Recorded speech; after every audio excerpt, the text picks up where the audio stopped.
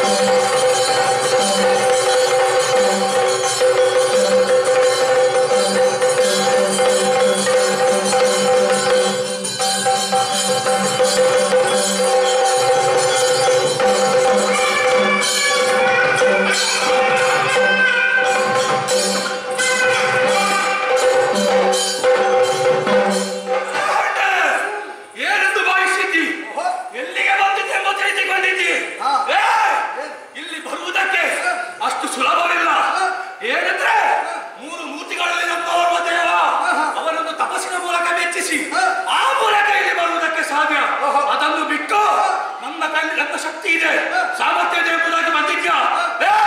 ನಿನ್ನನ್ನು ಕೇಳುವುದಕ್ಕೆ ಶಿವಭಕ್ತರಲ್ಲಿ ಓರ್ವ ನಂದಿರೋದು.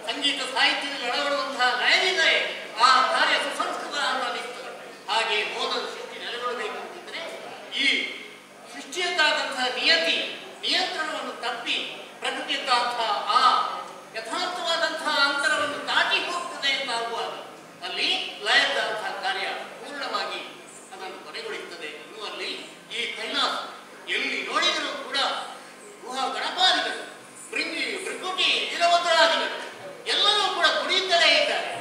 ಯಾರಿದ್ದಾರೆ, ಯಾರು ನೋಡ್ತಾರೆ, ಯಾರು ಕೇಳ್ತಾರೆ ಅಂತಲ್ಲ, ನಿತ್ಯ ನಿಷ್ಠಾಮ ಧರ್ಮಿಗಳಾಗಿ ಯೋಗಿಗಳಾಗಿ ಕರ್ಮಯೋಗಿಗಳಾಗಿ ದುಡಿತಾ ಇದ್ದಾರೆ. ಅಂತಹ ಕೈಲಾಸ ಒಂದೆಡೆಯಲ್ಲಿ ನಿತ್ಯವಾದಂತಹ ಪ್ರಭೆಯಿಂದ ಈ ಹಿಮೋತ್ ಪರ್ವತ ಬೆಳಗಿ ತೊಳಗುತ್ತಾ ಇದೆ. ಆದ್ರೆ ಹೊರಗಿನವರಿಗೆ ನೋಡುವುದಕ್ಕೆ ಬೆಳಗ್ಗೆ ಬರಬೇಕು ಅಂತಂತೆ ಆ ಕಾರಣಕ್ಕಾಗಿ ಅಪೂರ್ವವಾದಂತಹ ತೇಜಸ್ಸು ಕಂಗೊಳಿಸ್ತಾ ಇದೆ. ನಂದಿ ನನ್ನನ್ನು ಕಾಣಬೇಕು ಅಂತ ಆಗಲೇ ಬಂದು ನಿಂತಿದ್ದಾರೆ. ಬರ್ಲಿ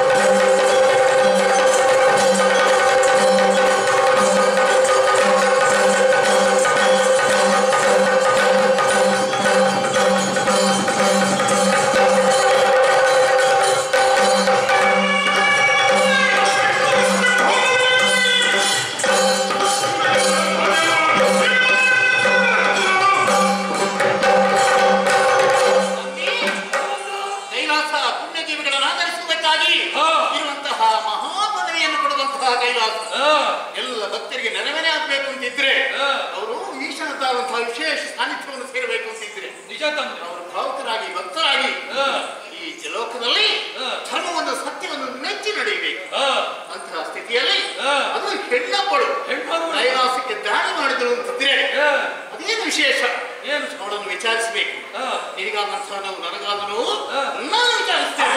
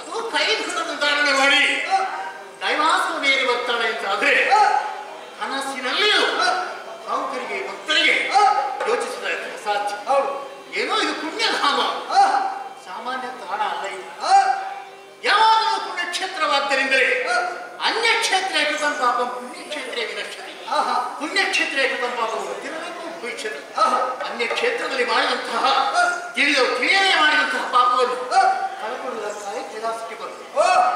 ಆದ್ರೆ ಇಲ್ಲಿಯೇ ಒಂದು ಪಾಪವನ್ನು ಕೂಡ ಮಾಡ್ತಾಳೆ ಅಂತಿದ್ರೆ ಆ ಪಾಪ ವಜ್ರ ಲೇಪವಾಗಿ ಅವಳನ್ನು ಅಂಟಿಕೊಳ್ಳುತ್ತದೆ.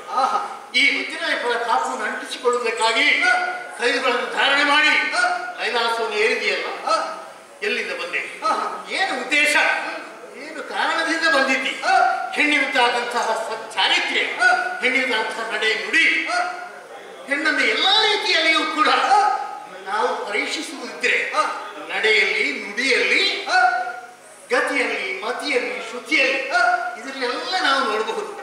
ನಿನ್ನದು ನಡೆಯಲ್ಲಿಯೋ ಗತಿಯಲ್ಲಿಯೋ ಶ್ರುತಿಯಲ್ಲಿಯೋ ದೊಡ್ಡ ಸಂಗತಿ ಏನಲ್ಲ. ಯಾಕಂದ್ರೆ ಷೋಡಶ ವರ್ಷ ಗಾರ್ಧವಿ ಅಭಿಪ್ರಾಯತೆ ಅಂತ. ಈ ಪ್ರಾಯದಲ್ಲಿ ಕಥೆಯು ಚಂದ ಕಾಣ್ತದೆ. ಆದ್ರೆ ಮತಿಯಲ್ಲಿ ಮಾತ್ರ ನೀನು ತಪ್ಪಿದ ಕಾರಣ ಕೈಲಾಸಕ್ಕೆ ಈ ರೂಪದಲ್ಲಿ ಬಂದಿದ್ದಿ. ನೀನು ಬಂದೆ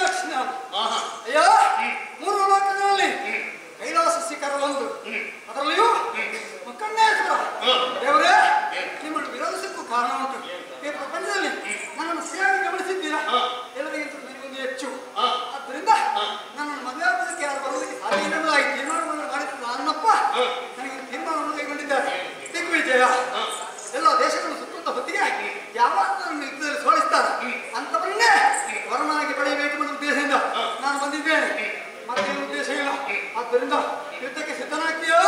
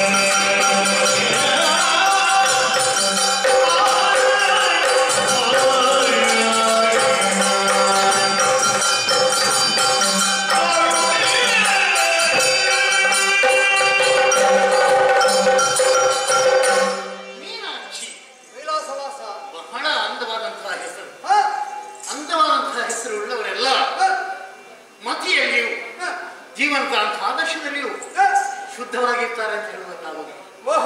ಹೌದು, ಯಾಕೆ ಈ ಮಾತು? ನೀನು ಕೈಲಾಸದ ಬಗ್ಗೆ ಏನೂ ತಿಳಿಯದೆ ಈ ರೀತಿಯಲ್ಲಿ ಮೇಲೆ ಬಂದಿದ್ದೀಯಲ್ಲ, ಯಾಕೆ ಅಂತ ಕೇಳಿದ್ರೆ ಉತ್ತರ ಅಂಗವೈಕಲ್ಯ. ನೋಡು, ಈ ಕೈಲಾಸದಲ್ಲಿ ಇದು ಭಕ್ತರನ್ನು ಅನುಗ್ರಹಿಸುವುದಕ್ಕಾಗಿ ಇರುವಂತಹ, ಖಂಡಿತ ಭಕ್ತರನ್ನು ಬಡಿಯುವುದಕ್ಕಿರುವುದಲ್ಲ ಅಲ್ಲವೇ? ಅದಕ್ಕಾಗಿ ನಿಮಗೆ ಇದು ಭಾಗವತೋತ್ತಮರಲ್ಲೇ ಹೇಳೋದು, ನಿಮ್ಮ ಊರಿನಲ್ಲಿ ಭಗವಂತ ಕೈ ಕೊಟ್ಟ ಬಡಿಯೋಕ್ಕಲ್ಲ. ಯಾಕೆ? ಇನ್ನೊಬ್ಬರನ್ನು ಸಹಕರಿಸುವುದಕ್ಕೆ, ಖಂಡಿತ ಇನ್ನೊಬ್ಬರಿಗೆ ಸಹಾಯ ಮಾಡುವುದಕ್ಕೆ, ಅಲ್ಲವೇ? ತಿಳಿಯಬೇಕು. ಹಾಗೆ ನಿಮಗೆಲ್ಲ ದೇವರು ಕೊಟ್ಟಿದ್ದಾರೆ. ಖಂಡಿತ ಕೈಲಾಸವನ್ನು ತಿಳಿಯುವಂತಹ ಅವಕಾಶ ನಿಮಗೆ ಇಲ್ಲದೆ ಹೋಯಿತು.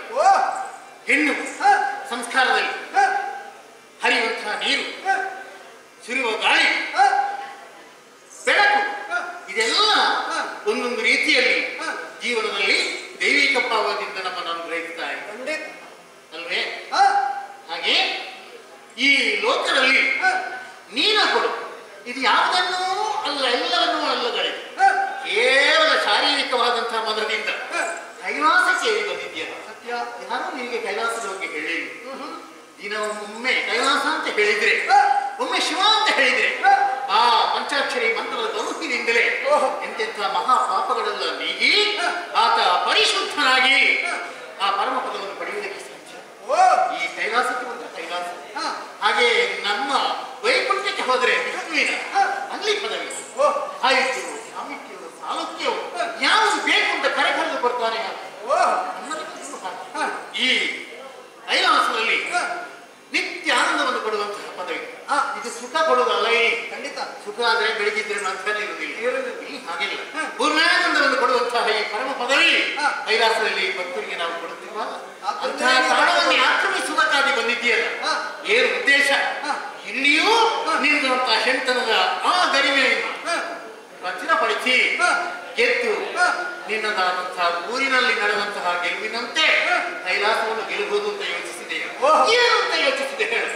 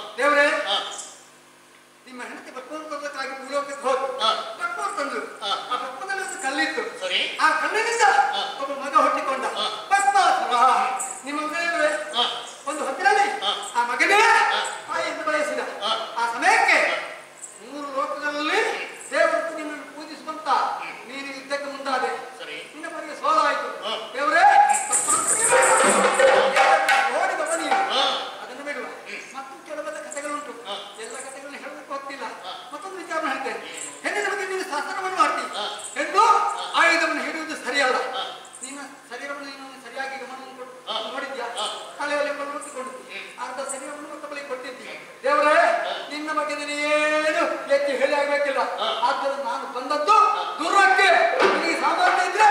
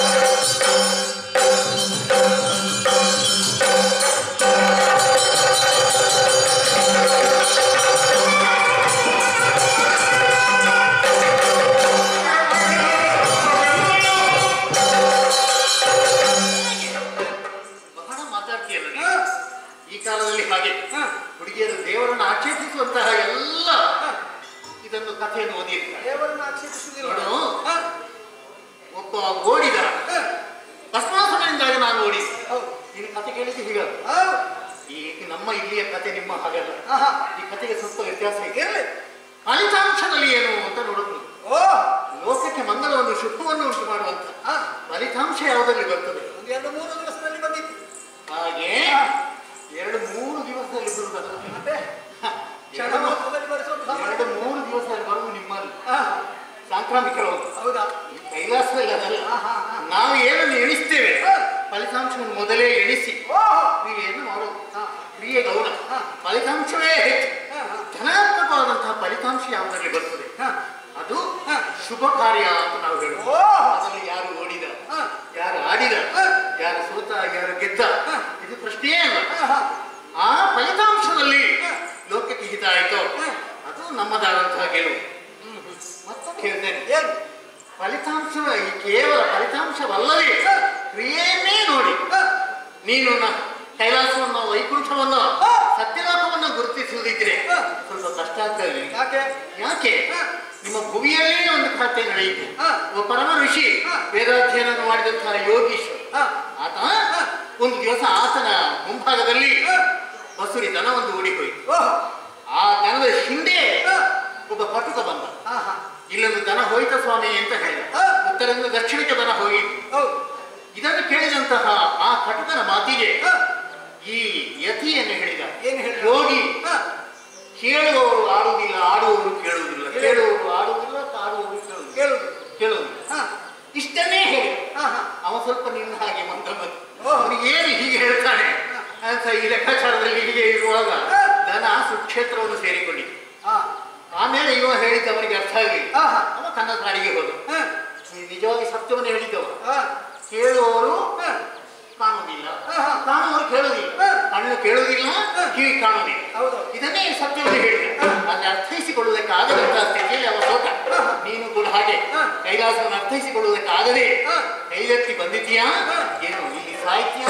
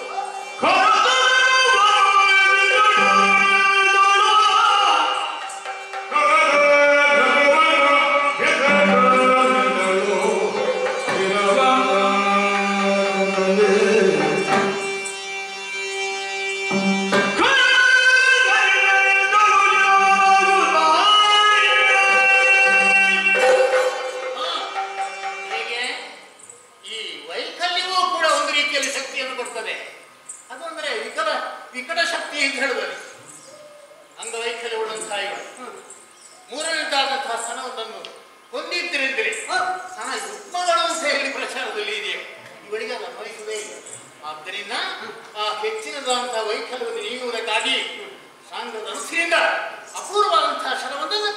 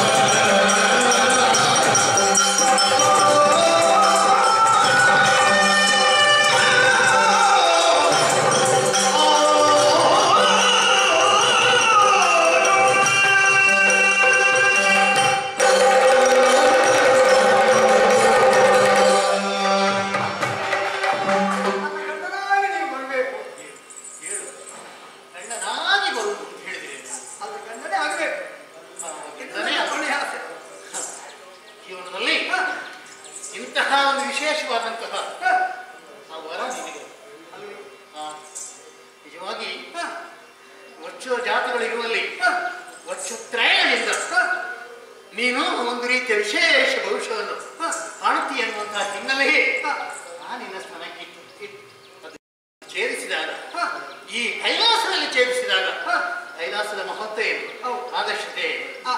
ನಿನ್ನದಾದಂತಹ ಧೀಮಂತ ನಿಲುವು ಎಲ್ಲವೂ ನಿನ್ನದಂತಹ ಆ ವ್ಯಕ್ತಿತ್ವಕ್ಕೆ ಪೂರ್ಣಾಂಗವನ್ನು ಮಾಡಿ ಈ ಕ್ಷೇತ್ರಕ್ಕೆ ಬಂದ್ರೆ ಯಾವ ಪಾಪ ಇದ್ರೂ ಪರಿಹಾರ ಆಗ್ತದೆ ನನಗೆ ಈಗ ಗೊತ್ತಾಯ್ತು. ಕ್ಷೇತ್ರಕ್ಕೆ ಬರುವವರೆಲ್ಲ ಒಂದು ನಿಷ್ಕಾಮ ಕರ್ಮಿಗಳಾಗಿರ್ಬೇಕು. ಹೌದಲ್ರಿ? ಯಾರು ನಿಷ್ಕಾಮ ಕರ್ಮಿಗಳಾಗಿ ಯಾರು ಕ್ಷೇತ್ರವನ್ನು ಪ್ರವೇಶ ಮಾಡ್ತಾರೋ ಆತನಿಗೆ ಭಗವಂತ ಅನುಗ್ರಹಿಸ್ತಾರೆ. ಖಂಡಿತವಾಗಿ ಇಂತಹ ಕ್ಷೇತ್ರಕ್ಕೆ ಯಾವತ್ತೂ ದೇವರು ಭಕ್ತಾದಿಗಳು ಬರುವಂತೆ ಮಾಡಿ ಇನ್ನಂತ ಭಕ್ತರಿಗೆ ಇರಬೇಕು. ಆರ್ಥರು, ಅರ್ಥಾರ್ಥಿಗಳು, ಜಿಜ್ಞಾಸುಗಳು, ಜ್ಞಾನಿಗಳು ಒಂದು 4 ವಿಧ ಇದೆ. ಇಲ್ಲಿಗೆ ಬರುವವರೆಲ್ಲ ಆರ್ಥರು ಮತ್ತೆ ಜ್ಞಾನಿ. ಈ ಜ್ಞಾನಿಗಳು ಮತ್ತು ಆರ್ಥರು ಇಲ್ಲಿ ಬರ್ತಾರೆ. ಒಂದು ತಮ್ಮ ಮುದ್ದವನ್ನೆಲ್ಲ ಈ ದೇವಿಯ ಸನ್ನಿಧಿಯಲ್ಲೋ ದೇವನ ಸನ್ನಿಧಿಯಲ್ಲೋ ಸಮರ್ಪಣೆ ಮಾಡೋದಕ್ಕೆ ಸಲಹು ಅಂತ ಹೇಳಿ. ಮತ್ತೊಂದು ವಿಧದಲ್ಲಿ ಜ್ಞಾನಿಗಳು ಎಲ್ಲವನ್ನು ತಿಳ್ಕೊಂಡು ಇಲ್ಲದಂತ ಪ್ರಾಶಸ್ತ್ಯವನ್ನು ಆದರ್ಶವನ್ನು ಮಹಿಮೆಯನ್ನು ಆರಿಸಿಕೊಂಡು ಅದರಲ್ಲಿ ನೀನೀಗ ಆ ಜ್ಞಾನಿಗಳಂತಹ ವಿಭಾಗಕ್ಕೆ ಸೇರಿದೆ ಅಂದುಕೊಳ್ತೇನೆ. ಯಾಕೆ ಕೈಲಾಸದ ಅಂತ ಹಿರಿಯ ಹಾಗೆ ಆದ ಕಾರಣ ನಿನ್ನನ್ನು ನಾನು ವರಿಸಿ ಆ ಮುಖಾಂತರವಾಗಿ ನಿನ್ನ ಎಲ್ಲ ಜೀವನದ ಅಂತ ಆನಂದಕ್ಕೆ ನನ್ನ ಆಸೆ ಅಪ್ಪನಿಗೆ ಮಾತು ಕೊಟ್ಟಿದ್ದೇನೆ. ನನಗೆ ಬೇಕಾದ ಗಂಡರನ್ನು ನಾನೇ ಹಾಕಿಕೊಂಡು ಬರ್ತೇನೆ. ಹಾಗೆ ದೇವರಲ್ಲಿ ಒಬ್ಬರನ್ನು ನಾನು ವರಿಸುವಂತ ಯೋಗ ಬಂದಿದೆ. ಅದು ಈ ಕಾಲದಲ್ಲಿ ಕೂಡಿ ಬಂದಿದೆ. ನಿಮ್ಮೂರಿನಲ್ಲಿ ಎಲ್ಲ ಮದುವೆ ಆದ್ರೆ ಸುಖ ಸಿಕ್ಕುವುದು. ಆದ್ರೆ ಕೈಲಾಸದಲ್ಲಿ ಮದುವೆ ಆದ್ರೆ ಆನಂದ ಸಿಕ್ಕುವುದು. ಆದ ಕಾರಣವೇ ನಿಮ್ಮ ಮದುವೆಯ ಎಲ್ಲ ಆಮಂತ್ರಣದಲ್ಲಿಯೂ ಕೂಡ ಇವರನ್ನು ಅದರಲ್ಲಿ ಆಹ್ವಾನಿಸುವುದು. ಇದು ಯಾರ ಮದುವೆ? ಒಬ್ಬ ಕಲಾವಿದನ ಮದುವೆ. ಹಾಗೆ ಆನಂದವನ್ನು ಕೊಡುವಂತಹ ಮದುವೆ ಅಂತ ಯಾವ ಆಹ್ವಾನಿಸುವುದು? ನಾಟ್ಯಪ್ರಿಯ ಕಲಾವಿದನ ಮದುವೆ. ಕಾರಣ ಇವತ್ತು ನಿನ್ನನ್ನು ಮದುವೆಯಾಗಿ ಹಾಗೆ ನಿನ್ನ ತಂದೆ ನಿನ್ನ ಊರಿನ ಎಲ್ಲ ಜನಾಂಗವೂ ಕೂಡ ನಿನ್ನದಾದಂತಹ ಉರುಮೆಗೆ ನಿನ್ನದಾದಂತಹ ಮಹಿಮೆಗೆ ಮೆಚ್ಚಿ ಆದರ್ಶ ನಿಮ್ಮನ್ನು ಕಾಣುವುದಕ್ಕಾಗಿ ನಮ್ಮಗಳ ಕಾಲದಿಂದ ಕಾಯ್ತಾ ಇದ್ದಾರೆ. ಯಾವಾಗ ಅಂತರನ್ನು ಪತಿಯಾಗಿ ಪಡೆದುಕೊಂಡು ಮೀನಾಕ್ಷಿ ಬರ್ತಾರ ಅದನ್ನು ಮುಹೂರ್ತ ಅಂತ ಹೇಳೋದು ಹೆಚ್ಚು ಹೊತ್ತಿರುವುದು. ಆ ಮುಹೂರ್ತದಲ್ಲಿ ಮದುವೆ ಆದ್ರೆ ಮದುವೆ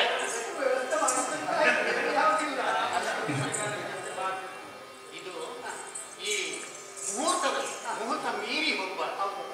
ಮೀರಿ ಹೋದ್ರೆ ಮೀರಿ ಹೋದರೆ ಅಷ್ಟೇ. ಆದ ಕಾರಣ ನಮ್ಮ ದಾಂಪತ್ಯದ ಆ ಮಂಗಲಮಯ ಸಮಯ ಸುಖವಾಗಲಿ ಅಂತ ಆಶಿಸ್ತಾ ಇದು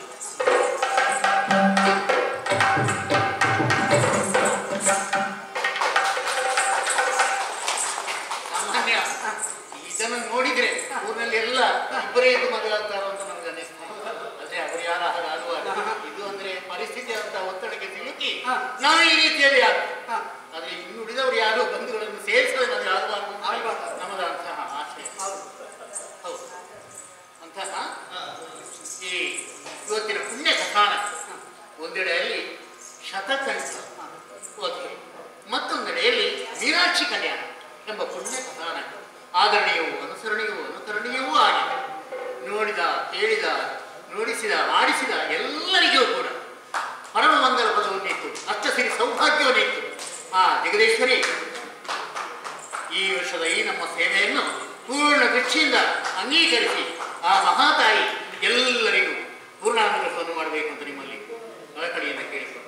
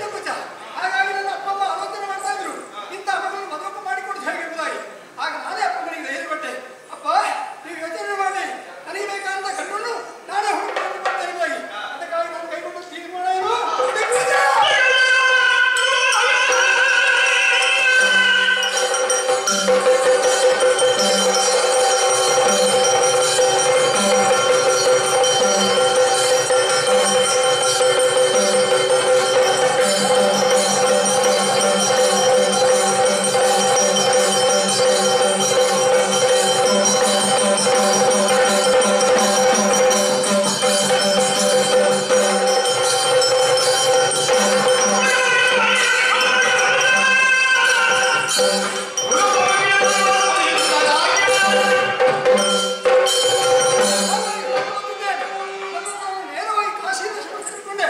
ಆದ್ರೆ ಇಂದು ಒಂದು ಸ್ನೇಹಕ್ಕೆ ನನ್ನ ಸಖ್ಯವಾಯಿತು. ಆ ಅರಸ ನನಗೆ ಮಾವನಾಗಬೇಕು ಅಂತ ವಿಚಾರ ತಿಳಿದ ಮೇಲೆ ಇಂದು ನಿಲ್ಲಿಸಿ ಅಲ್ಲಿಂದ ಅವರ ಸಹಕಾರ ಪಡೆದ ಮುಂದೆ ಬಂದು ಸಾಗಿದ ಪ್ರದೇಶ ಓಹೋ ಮುಂದೆ ಕಾಣ್ತಾ ಇದೆ. ಅದು ಕೇರಳ ದೇಶವಂತೆ. ಆ ಪುರೋಣ ಸೇರ್ಕೊತೇನೆ.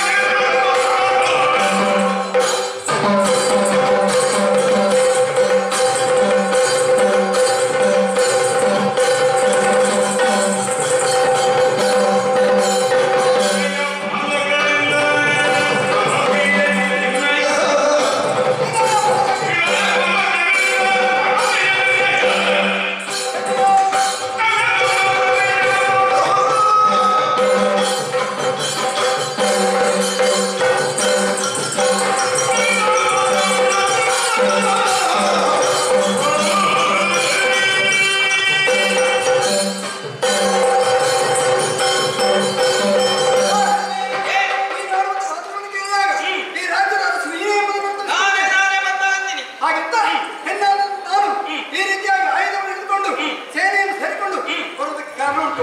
ಮತ್ತೇನೋಣ ದಿಗ್ವಿಜಯ ಅಷ್ಟು ಮಾತ್ರವಲ್ಲ, ಎರಡು ಉದ್ದೇಶ ಉಂಟು. ಯಾವುದು? ನನಗೆ ಮದುವೆ ಆಗಲಿಲ್ಲ, ಹಾಗೆ ನಾನು ಸರಿಯಾಗಿ ನೋಡಿದಲ್ಲ ಎಲ್ಲರಂತೆ ನಾನು ಮೂರು ಪ್ರತಿಭೆಯುಳ್ಳವರು. ಹಾಗೆಂತ ಮದುವೆ ಆಗಲಿಕ್ಕೆ ಬರಬೇಕು, ಅದಕ್ಕಾಗಿ ನಾನು ಹುಡುಕಿಕೊಂಡು ಬಂದದ್ದು. ಸಹಕಾರ ಉಂಟಂತೆ ನಾನೇ ಅಲ್ಲ ಮತ್ಸ್ಯಗಂಧಿನಿ ಎಂಬಂತ ಅಹಂಕಾರ. ಒಂದು ವಿಚಾರ ಹೇಳ್ತೇನೆ, ಬಂದವಳು ಮೀನಾಕ್ಷಿ. ಮತ್ಸ್ಯಗಂಧಿನಿ ಅಂದ್ರೆ ನೀನೇ?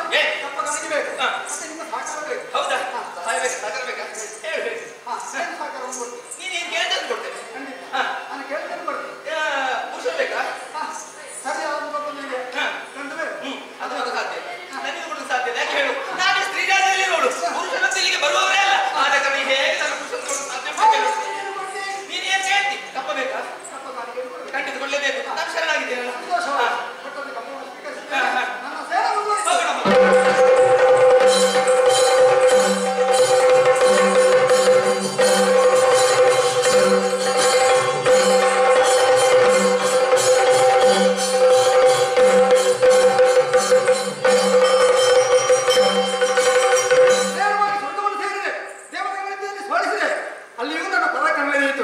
ಮುಂದೆ ಬಂದು ಸೇರಿದ ಪ್ರದೇಶ ಓ ಓ ಓ ನೋಡಿದಾಗ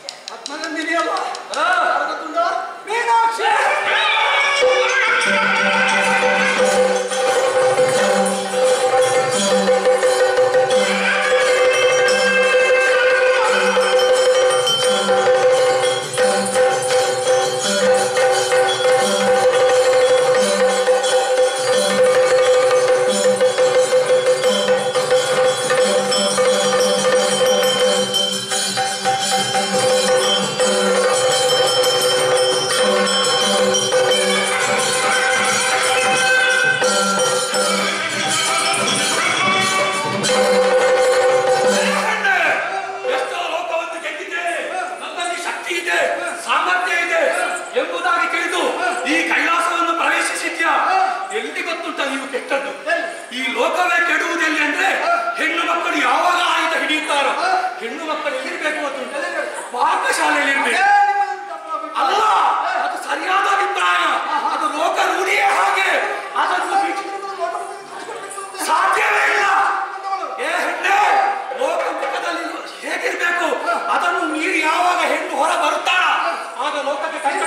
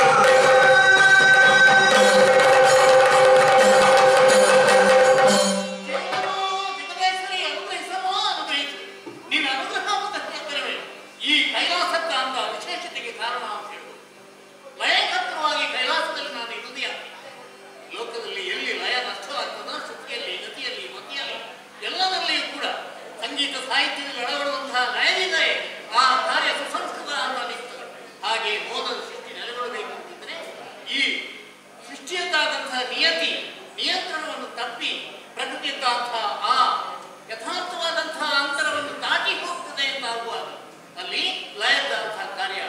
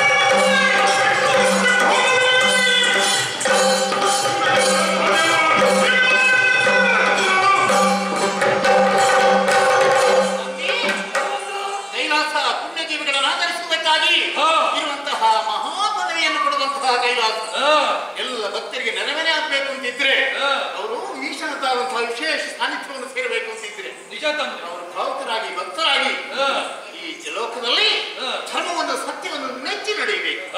ಅಂತಹ ಸ್ಥಿತಿಯಲ್ಲಿ ಅದು ಹೆಣ್ಣಪ್ಪಳು ಕೈಲಾಸಕ್ಕೆ ದಾಳಿ ಮಾಡಿದ್ರು ಅಂತಿದ್ರೆ ಅದೇನು ವಿಶೇಷ ಏನು ನೋಡನ್ನು ವಿಚಾರಿಸಬೇಕು. ನಿನಗಾದಂತಹ ನಾವು ನನಗಾದ ನೋವು ನಾನು ವಿಚಾರಿಸ್ತೇವೆ.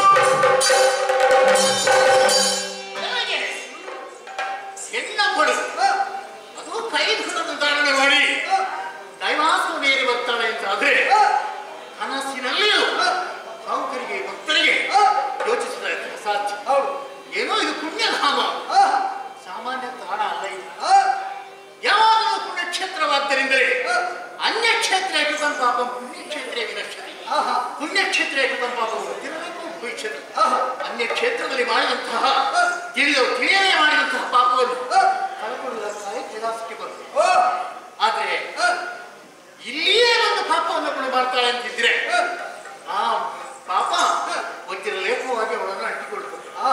ಈ ವಜ್ರ ಲೇಪದ ಪಾಪವನ್ನು ಅಂಟಿಸಿಕೊಳ್ಳುವುದಕ್ಕಾಗಿ ಕೈಗಳನ್ನು ಧಾರಣೆ ಮಾಡಿ ಕೈಲಾಸವನ್ನು ಏರಿದೆಯಲ್ಲ, ಎಲ್ಲಿಂದ ಬಂದೆ, ಏನು ಉದ್ದೇಶ, ಏನು ಕಾರಣದಿಂದ ಬಂದಿದ್ದಿ, ಹೆಣ್ಣಿನದಾದಂತಹ ಚಾರಿತ್ರ್ಯ, ಹೆಣ್ಣಿನದಾದಂತಹ ನಡೆ ನುಡಿ, ಹೆಣ್ಣನ್ನು ಎಲ್ಲಾ ರೀತಿಯಲ್ಲಿಯೂ ಕೂಡ ನಾವು ಪರೀಕ್ಷಿಸುವುದಿದ್ರೆ ನಡೆಯಲ್ಲಿ, ನುಡಿಯಲ್ಲಿ, ಗತಿಯಲ್ಲಿ, ಮತಿಯಲ್ಲಿ, ಶ್ರುತಿಯಲ್ಲಿ ಇದರಲ್ಲೆಲ್ಲ ನಾವು ನೋಡಬಹುದು.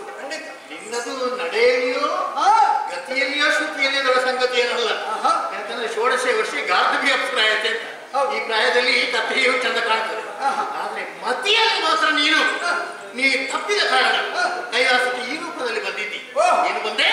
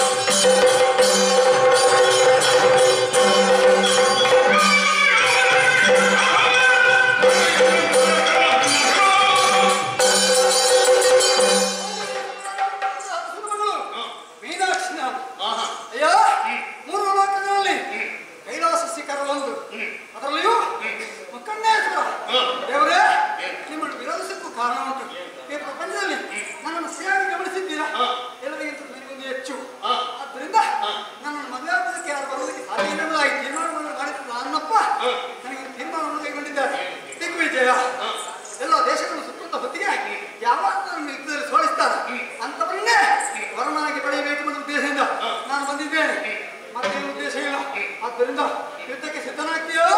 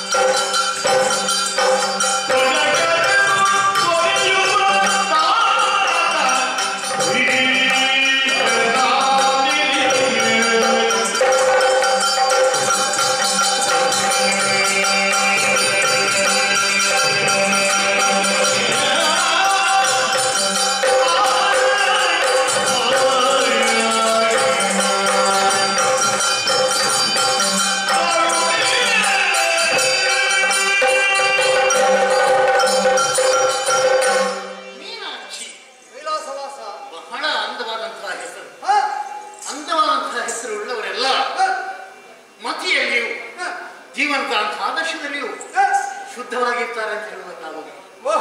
ಹೌದು. ಯಾಕೆ ಈ ಮಾತು? ನೀನು ಕೈಲಾಸದ ಬಗ್ಗೆ ಏನೂ ತಿಳಿಯದೆ ಈ ರೀತಿಯಲ್ಲಿ ಮೇಲೆ ಬಂದಿದ್ದೀಯಲ್ಲ, ಯಾಕೆ ಅಂತ ಕೇಳಿದ್ರೆ ಉತ್ತರ ಅಂಗವೈಕಲ್ಯ. ನೋಡು, ಈ ಕೈಲಾಸದಲ್ಲಿ ಇದು ಭಕ್ತರನ್ನು ಅನುಗ್ರಹಿಸುವುದಕ್ಕಾಗಿ ಇರುವಂತಹ, ಖಂಡಿತ ಭಕ್ತರನ್ನು ಪಡೆಯುವುದಕ್ಕಿರುವುದಲ್ಲ ಅಲ್ಲವೇ? ಅದಕ್ಕಾಗಿ ನಿಮಗೆ ಇದು ಭಾಗವತೋತ್ತಮರಲ್ಲೇ ಹೇಳೋದು, ನಿಮ್ಮ ಊರಿನಲ್ಲಿ ಭಗವಂತ ಕೈ ಕೊಟ್ಟ ಪಡೆಯೋಕ್ಕಲ್ಲ. ಯಾಕೆ? ಇನ್ನೊಬ್ಬರನ್ನು ಸಹಕರಿಸುವುದಕ್ಕೆ, ಖಂಡಿತ ಇನ್ನೊಬ್ಬರಿಗೆ ಸಹಾಯ ಮಾಡುವುದಕ್ಕೆ, ಅಲ್ಲವೇ? ತಿಳಿಯಬೇಕು. ಹಾಗೆ ನಿಮಗೆಲ್ಲ ದೇವರು ಕೊಟ್ಟಿದ್ದಾರೆ. ಖಂಡಿತ ಕೈಲಾಸವನ್ನು ತಿಳಿಯುವಂತಹ ಅವಕಾಶ ನಿಮಗೆ ಇಲ್ಲದೆ ಹೋಯಿತು. ಹೆಣ್ಣು ಸಂಸ್ಕಾರದಲ್ಲಿ ಹರಿಯುವಂತಹ ನೀರು, ಸುರಿಯುವ ಗಾಳಿ, ಬೆಳಕು, ಇದೆಲ್ಲ ಒಂದೊಂದು ರೀತಿಯಲ್ಲಿ ಜೀವನದಲ್ಲಿ ದೈವಿಕ ಭಾವದಿಂದ ನಮ್ಮನ್ನು ಅನುಗ್ರಹಿಸುತ್ತಾರೆ ಅಲ್ವೇ? ಹಾಗೆ ಈ ಲೋಕದಲ್ಲಿ ನೀನ ಕೊಡು, ಇದು ಯಾವುದನ್ನೂ ಅಲ್ಲ, ಎಲ್ಲವನ್ನೂ ಅಲ್ಲಗಳೇ, ಕೇವಲ ಶಾರೀರಿಕವಾದಂತಹ ಮನದಿಂದ ಕೈಲಾಸಕ್ಕೆ ಬಂದಿದ್ದೀಯಲ್ಲ. ಸತ್ಯ, ಯಾರು ನಿನಗೆ ಕೈಲಾಸದ ಬಗ್ಗೆ ಹೇಳಿ ದಿನವೊಮ್ಮೆ ಕೈಲಾಸ ಅಂತ ಹೇಳಿದ್ರೆ, ಒಮ್ಮೆ ಶಿವ ಅಂತ ಹೇಳಿದ್ರೆ, ಆ ಪಂಚಾಕ್ಷರಿ ಮಂತ್ರದ ಬರುತ್ತಿನಿಂದಲೇ ಎಂತೆಂಥ ಮಹಾ ಪಾಪಗಳೆಲ್ಲ ನೀಗಿ ಆತ ಪರಿಶುದ್ಧನಾಗಿ ಆ ಪರಮ ಪದವನ್ನು ಪಡೆಯುವುದಕ್ಕೆ ಸಾಧ್ಯ. ಈ ಕೈಲಾಸಕ್ಕೆ ಬಂದ ಕೈಲಾಸ. ಹಾಗೆ ನಮ್ಮ ವೈಕುಂಠಕ್ಕೆ ಹೋದರೆ ವಿಷ್ಣುವಿನ ಅಲ್ಲಿ ಪದವಿ, ಆಯುಷ್ಯವು, ಸಾಮಿತ್ಯವು, ಸಾಲುಕ್ಯವು ಯಾವುದು ಬೇಕು ಅಂತ ಕರೆಕರೆದು ಕೊಡ್ತಾನೆ. ಈ ಕೈಲಾಸದಲ್ಲಿ ನಿತ್ಯ ಆನಂದವನ್ನು ಕೊಡುವಂತಹ ಪದವಿ. ಇದು ಸುಖ ಕೊಡುವುದಲ್ಲ. ಖಂಡಿತ ಸುಖ ಆದ್ರೆ ಬೆಳಗಿದ್ರೆ ನಂತರನೇ ಇರುವುದಿಲ್ಲ. ಹಾಗಿಲ್ಲ, ಪೂರ್ಣಾನಂದವನ್ನು ಕೊಡುವಂತಹ ಈ ಪರಮ ಪದವಿ ಕೈಲಾಸದಲ್ಲಿ ಭಕ್ತರಿಗೆ ನಾವು ಕೊಡುತ್ತಿರುವಾಗ ಅಂತಹ ತಾಣವನ್ನು ಆಕ್ರಮಿಸುವುದಕ್ಕಾಗಿ ಬಂದಿದ್ದೀಯಲ್ಲ. ಏನು ಉದ್ದೇಶ? ಇಲ್ಲಿಯೂ ನಿಂತಹ ಹೆಂಡತನದ ಆ ಗರಿಮೆಯನ್ನು ವಚನಪಡಿಸಿ ಗೆದ್ದು ನಿನ್ನದಾದಂತಹ ಊರಿನಲ್ಲಿ ನಡೆದಂತಹ ಗೆಲುವಿನಂತೆ ಕೈಲಾಸವನ್ನು ಗೆಲ್ಲಬಹುದು ಅಂತ ಯೋಚಿಸಿದೆ. ಏನು ಅಂತ ಯೋಚಿಸಿದೆ ಹೇಳು?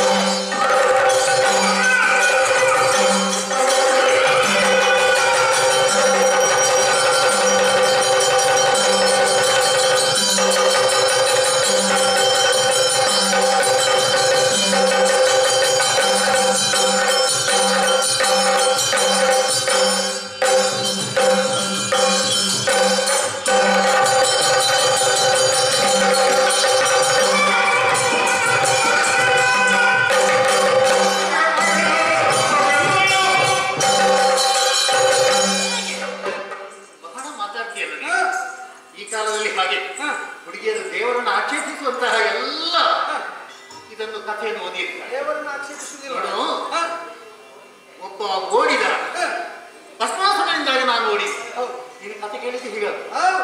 ಈ ನಮ್ಮ ಇಲ್ಲಿಯ ಕತೆ ನಿಮ್ಮ ಹಾಗಲ್ಲ. ಈ ಕತೆಗೆ ಸ್ವಲ್ಪ ವ್ಯತ್ಯಾಸ ಇದೆ. ಫಲಿತಾಂಶದಲ್ಲಿ ಏನು ಅಂತ ನೋಡಿದ್ರು, ಲೋಕಕ್ಕೆ ಮಂಗಲವನ್ನು ಶುಭವನ್ನು ಉಂಟು ಮಾಡುವಂತ ಫಲಿತಾಂಶ ಯಾವುದರಲ್ಲಿ ಬರ್ತದೆ? 2-3 ದಿವಸದಲ್ಲಿ ಬಂದಿತ್ತು.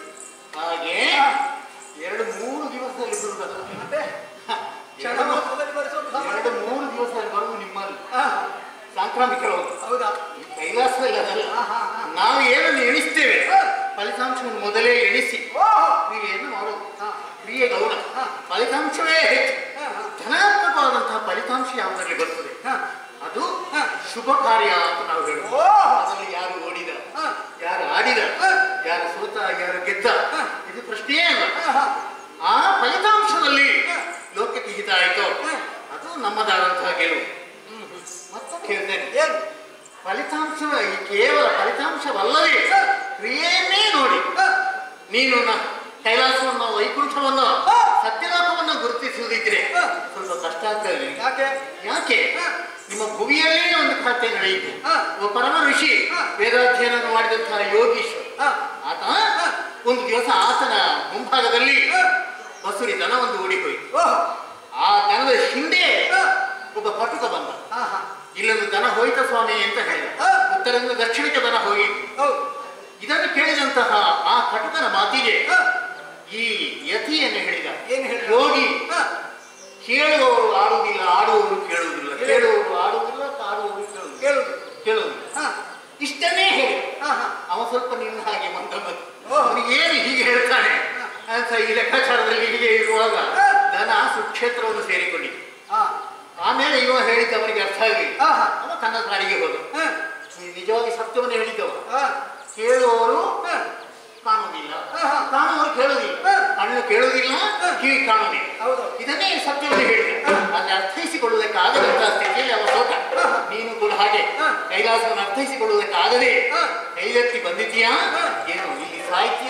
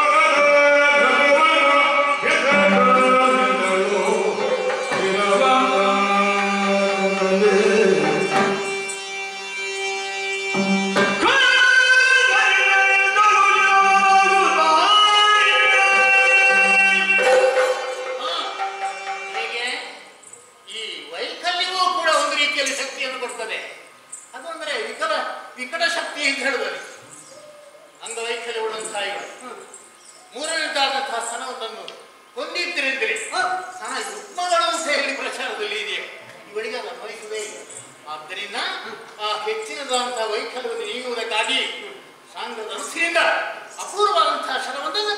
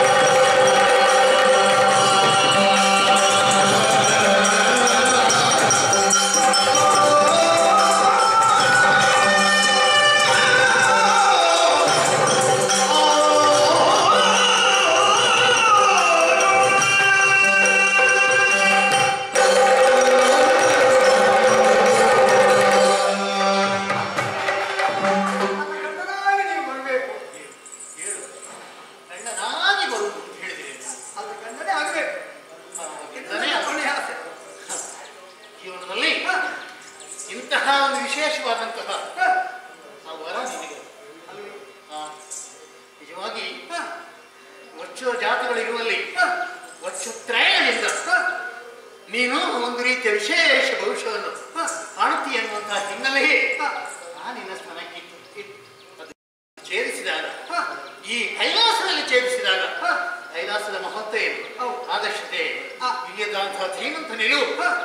ಎಲ್ಲವೂ ನಿನ್ನದಂತಹ ಆ ವ್ಯಕ್ತಿತ್ವಕ್ಕೆ ಪೂರ್ಣಾನುಗ್ರಹವನ್ನು ಮಾಡಿ. ಈ ಕ್ಷೇತ್ರಕ್ಕೆ ಬಂದ್ರೆ ಯಾವ ಪಾಪ ಇದ್ರೂ ಪರಿಹಾರ ಆಗ್ತದೆ ನನಗೆ ಈಗ ಗೊತ್ತಾಯ್ತು. ಕ್ಷೇತ್ರಕ್ಕೆ ಬರುವವರೆಲ್ಲ ಒಂದು ನಿಷ್ಕಾಮ ಕರ್ಮಿಗಳಾಗಿರ್ಬೇಕು. ಹೌದಲ್ರಿ? ಯಾರು ನಿಷ್ಕಾಮ ಕರ್ಮಿಗಳಾಗಿ ಯಾರು ಕ್ಷೇತ್ರವನ್ನು ಪ್ರವೇಶ ಮಾಡ್ತಾರೋ ಆತನಿಗೆ ಭಗವಂತ ಅನುಗ್ರಹಿಸ್ತಾರೆ. ಖಂಡಿತವಾಗಿ ಇಂತಹ ಕ್ಷೇತ್ರಕ್ಕೆ ಯಾವತ್ತೂ ದೇವರು ಭಕ್ತಾದಿಗಳು ಬರುವಂತೆ ಮಾಡಿ. ನಿನ್ನಂತ ಭಕ್ತರಿಗೆ ಆರ್ಥರು, ಅರ್ಥಾರ್ಥಿಗಳು, ಜಿಜ್ಞಾಸುಗಳು, ಜ್ಞಾನಿಗಳು 4 ವಿಧ ಇದೆ. ಇಲ್ಲಿಗೆ ಬರುವವರೆಲ್ಲ ಆರ್ಥರು ಮತ್ತೆ ಜ್ಞಾನಿ.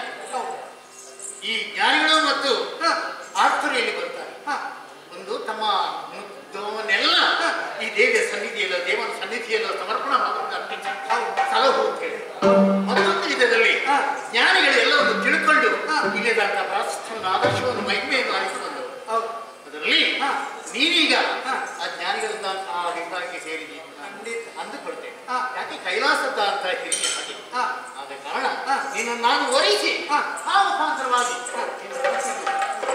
ನಿನ್ನ ಎಲ್ಲ ಜೀವನದ ಆನಂದಕ್ಕೆ ನನ್ನ ಆಸೆ ಅಪ್ಪನಿಗೆ ಮಾತು ಕೊಟ್ಟಿದ್ದೇನೆ. ನನಗೆ ಬೇಕಾದ ಗಂಡರನ್ನು ನಾನೇ ಹಾಕಿಕೊಂಡು ಬರ್ತೇನೆ. ಹಾಗೆ ದೇವರಲ್ಲಿ ಒಬ್ಬರನ್ನು ನಾನು ಓದಿಸುವಂತ ಯೋಗ ಬಂದಿದೆ. ಅದು ಈ ಕಾಲದಲ್ಲಿ ಕೂಡಿ ಬಂದಿದೆ. ನಿಮ್ಮೂರಿನಲ್ಲಿ ಎಲ್ಲ ಮದುವೆ ಆದ್ರೆ ಸುಖ ಸಿಕ್ಕುವುದು. ಆದ್ರೆ ಕೈಲಾಸದಲ್ಲಿ ಮದುವೆ ಆದ್ರೆ ಆನಂದ ಸಿಕ್ಕುವುದು. ಆದ ಕಾರಣವೇ ನಿಮ್ಮ ಮದುವೆಯ ಎಲ್ಲ ಆಮಂತ್ರಣದಲ್ಲಿಯೂ ಕೂಡ ಇವರನ್ನು ಅದರಲ್ಲಿ ಆಹ್ವಾನಿಸುವುದು. ಇದು ಯಾರ ಮದುವೆ? ಒಬ್ಬ ಕಲಾವಿದನ ಮದುವೆ. ಹಾಗೆ ಆನಂದವನ್ನು ಕೊಡುವಂತಹ ಮದುವೆ ಅಂತ ಯಾವ ಆಹ್ವಾನಿಸುವುದು? ನಾಟ್ಯಪ್ರಿಯ ಕಲಾವಿದನ ಮದುವೆ. ಕಾರಣ ಇವತ್ತು ನಿನ್ನನ್ನು ಮದುವೆಯಾಗಿ ಹಾಗೆ ನಿನ್ನ ತಂದೆ ನಿನ್ನ ಊರಿನ ಎಲ್ಲ ಜನಾಂಗವೂ ಕೂಡ ನಿನ್ನದಾದಂತಹ ಉರುಮೆಗೆ ನಿನ್ನದಾದಂತಹ ಮಹಿಮೆಗೆ ಮೆಚ್ಚಿ ಆದರ್ಶ ನಿಮ್ಮನ್ನು ಕಾಣುವುದಕ್ಕಾಗಿ ನಮ್ಮಗಳ ಕಾಲದಿಂದ ಕಾಯ್ತಾ ಇದ್ದಾರೆ. ಯಾವಾಗ ಶಂಕರನನ್ನು ಪತಿಯಾಗಿ ಪಡೆದುಕೊಂಡು ಮೀನಾಕ್ಷಿ ಬರ್ತಾರಲ್ಲ ಅದನ್ನು ಮುಹೂರ್ತ ಅಂತ ಹೇಳೋದು ಹೆಚ್ಚು ಹೊತ್ತಿರುವುದು. ಆ ಮುಹೂರ್ತದಲ್ಲಿ ಮದುವೆ ಆದ್ರೆ ಮದುವೆ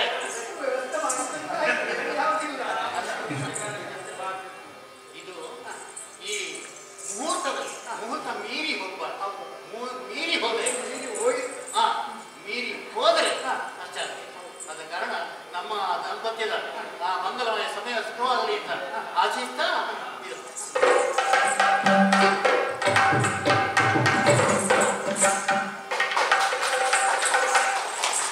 ಸಾಮಾನ್ಯ ಇದನ್ನು ನೋಡಿದ್ರೆ ಊರಿನಲ್ಲಿ ಎಲ್ಲ ಇಬ್ಬರೇ ಇದು ಮದುವೆ ಆಗ್ತಾರೋ ಅಂತ ನಮ್ಗೆ ಅನ್ನಿಸ್ತದೆ. ಅದೇ ಅವರು ಯಾರ ಹಾಗೆ ಆಡುವಾಗ ಇದು ಅಂದ್ರೆ ಪರಿಸ್ಥಿತಿ ಅಂತ ಒತ್ತಡಕ್ಕೆ ಸಿಲುಕಿ ನಾವು ಈ ರೀತಿಯಲ್ಲಿ ಆದ್ರೆ ಇನ್ನುಳಿದವರು ಯಾರು ಬಂಧುಗಳನ್ನು ಸೇರಿಸದೆ ಮದುವೆ ಆಗಬಾರ್ದು ನಮ್ಮದಂತಹ ಆಶಯ. ಹೌದು ಅಂತಹ ಈ ಇವತ್ತಿನ ಪುಣ್ಯ ಕಥಾನ ಒಂದೆಡೆಯಲ್ಲಿ ಶತಕಂಠ ಓದಿ ಮತ್ತೊಂದೆಡೆಯಲ್ಲಿ ಮೀನಾಕ್ಷಿ ಕಲ್ಯಾಣ ಎಂಬ ಪುಣ್ಯ ಕಥಾನ ಆದರಣೀಯವೂ ಅನುಕರಣೀಯವೂ ಆಗಿದೆ. ನೋಡಿದ ಕೇಳಿದ ನುಡಿಸಿದ ಆಡಿಸಿದ ಎಲ್ಲರಿಗೂ ಕೂಡ ಪರಮ ಮಂಗಲ ಪದವನ್ನಿತ್ತು, ಅಚ್ಚಸಿರಿ ಸೌಭಾಗ್ಯವನ್ನಿತ್ತು. ಆ ಜಗದೀಶ್ವರಿ ಈ ವರ್ಷದ ಈ ನಮ್ಮ ಸೇವೆಯನ್ನು ಪೂರ್ಣ ದೃಷ್ಟಿಯಿಂದ ಅಂಗೀಕರಿಸಿ ಆ ಮಹಾತಾಯಿ ಎಲ್ಲರಿಗೂ ಪೂರ್ಣಾನುಗ್ರಹವನ್ನು ಮಾಡಬೇಕು ಅಂತ ನಿಮ್ಮಲ್ಲಿ ಕಳಕಳಿಯನ್ನು ಕೇಳಿಕೊಂಡು